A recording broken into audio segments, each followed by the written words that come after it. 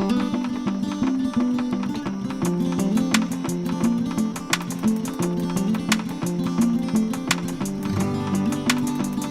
name's Dee Roberts, and I am president of HAVA, which stands for Harbor Association of Volunteers for Animals. And we're located in Raymond, down on the Washington coast.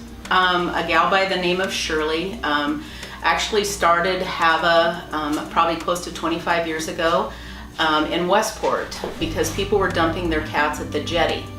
And she felt so sorry for them because domestic cats are not really trained to hunt. So she started feeding them, and as things progressed, it became more and more difficult for her to provide them food. So she started a little secondhand store to help make money to purchase the food. Things sort of evolved from there, and eventually she got older and decided that was probably more than she could handle. She approached a local vet by the name of Gina Lewis and asked Gina if she'd be willing to take over HAVA, and with the stipulation that the jetty cats would always be cared for.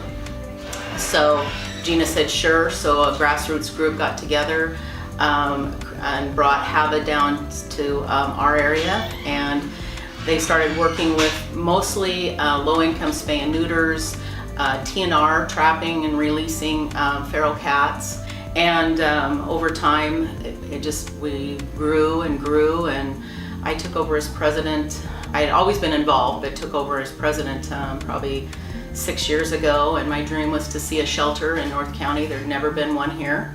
And as things have it, with the help of my parents' donation, we were able to purchase the building that we're in, use the money we'd saved to remodel it, and we have our very own shelter. So in 2017, we probably received well over 200 cats.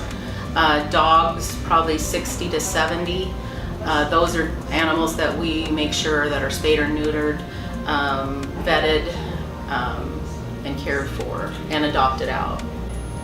I came from a family who worshipped animals. Dogs and cats were their thing, especially my dad. He was always an animal person and always was teased about, when he was little, about the dog that followed him only because he encouraged it to follow him. So that's sort of how we lived our life. And I sort of stumbled onto HAVA accidentally and was looking for a place to spend some time. And I have a deep, deep passion for animals, and especially animals who are abandoned and abused and neglected. And I guess it was just sort of a calling that it found me. Well, I can tell you, it doesn't matter how much you give, every single penny literally helps. We are 100% all volunteer. We have no paid staff.